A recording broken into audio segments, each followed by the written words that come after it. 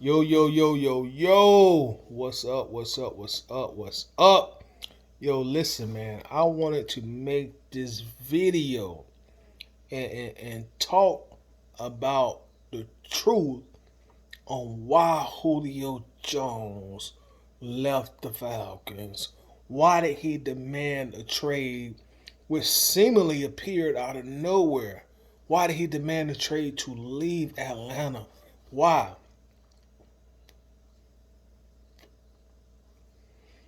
And as I tell y'all why we talk about it, as you see, I'm gonna smoke me a cigar. I got me some bourbon here, so if you want to do the same, join your boy for a smoke and a drink. But let's get started.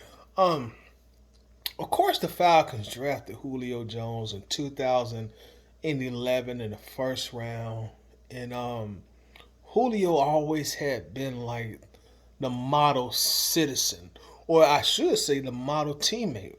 He never got any trouble off the field. Never had any off the field issues. Never had any issues within the teams. No beefs with coaches. No beef with players.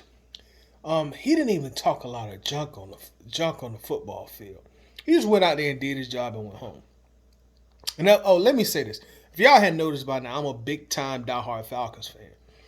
So all this perspective that I'm going to talk to you, all my talking points are going to come from the viewpoint of a big time Falcons fan. But let's talk about why Julio wants to leave.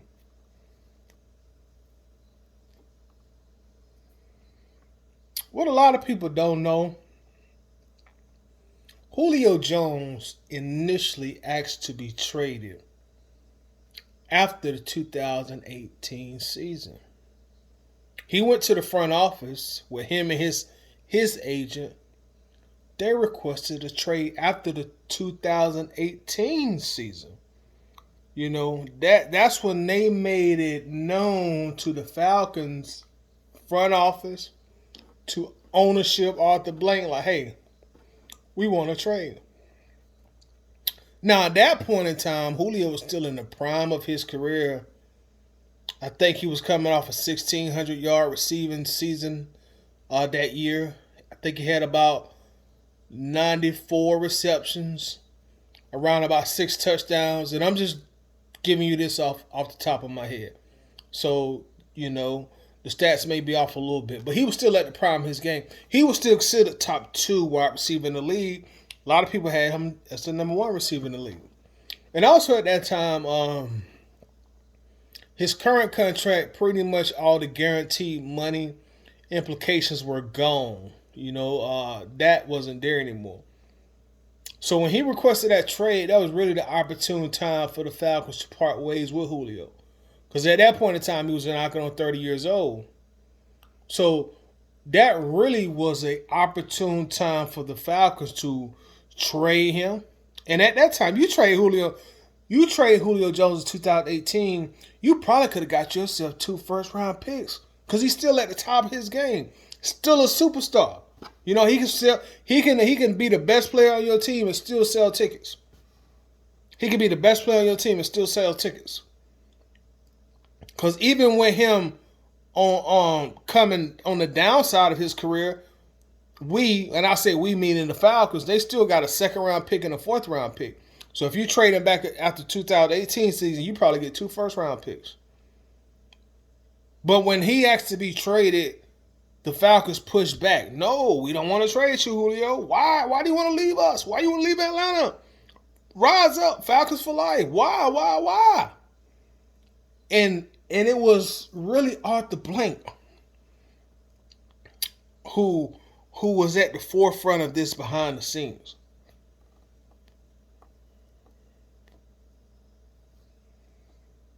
And the reason, I think Julio wanted to leave at the time because he saw the writing was on the wall. He had just saw his team blow a 28-3 lead in the Super Bowl. He had just saw his team choke at the goal line in the divisional playoff game when they had first and goal against the Philadelphia Eagles, who were the eventual Super Bowl champions of that year. Then the Falcons come and have a 7-9 season the following year. So Julio saw the writing was on the wall. Julio saw that a team that was just in the Super Bowl, they were headed downhill fast. His contract was almost over, and he wanted to just go elsewhere. He wanted to start a new chapter with a new team and go elsewhere.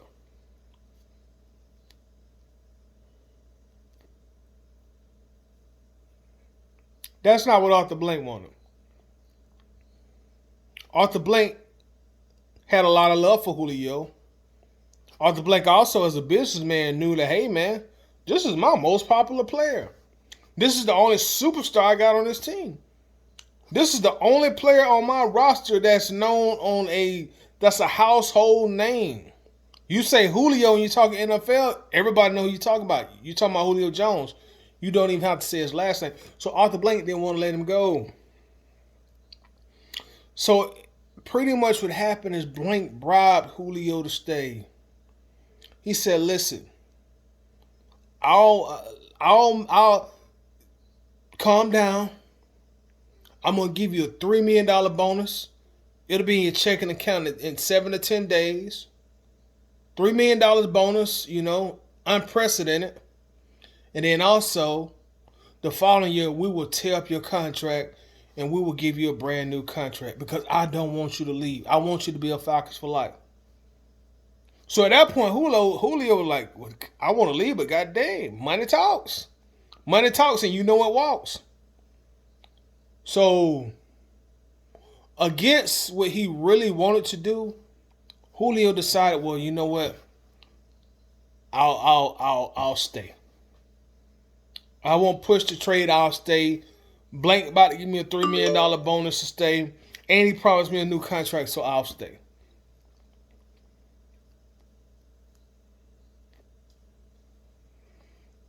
So Julio stays. He gets his bonus money. The following year in 2019, the Falcons go 7-9 again. Disappointing season. The following year after that, the 2020 season, the Falcons go a very disappointing and embarrassing 4-12. So at that point, Julio was like, listen, man, hey, I know y'all just gave me some new contract and everything, but like this team is spiraling downward. I want to leave. I want to. Hey, like, man, I'm a Hall of Fame wide receiver. I want to try to win a Super Bowl.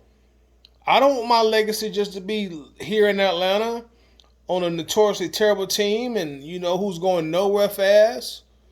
Changing head coaches, changing general managers. This is the rebuild. I want out of here. So at that point in time, he pretty much demanded a trade. He demanded a trade. And he went through every single thing that he had to do to make that trade happen. Even going on national television with Shannon Sharpe. And it was a staged call, but we all know about the Shannon Sharpe phone call. So that's the truth on why Julio Jones wanted to leave Atlanta. He saw what was going on. And Julio loves the city of Atlanta. He got all kind of businesses here. He got a residence here. But he was trying to do something for his football legacy. That's how it was. That's why he left. Now, half of the Falcons fans, they're sour at him. They're sour. They're upset at Julio. Call him a traitor. Calling him the B word. Everything under the sun. But for him, it was a business move. And a lot of the Falcons fans, I'm going to tell you what they saying in our fan base.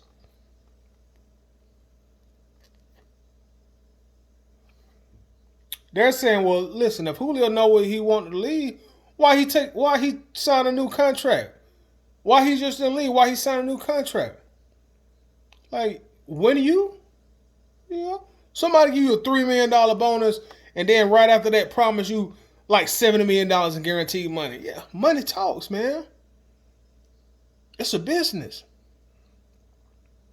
It's a business. That's what Arthur Blank felt his value was to the Falcons. He basically bribed Julio to stay. That's a business. Just like if Julio would have fell off the map after 2017, they would have cut him. Just like the Falcons did Roddy White. So this goes both ways. This is why personally, I hate how the situation played out ultimately in the media. But ultimately, I never got mad at Julio as a Falcons fan. Because he did what he felt he had to do to solidify his legacy or to add on to his resume as an NFL player. He didn't leave here and say bad things about the Falcons or our fan base or our franchise. No, he didn't do that.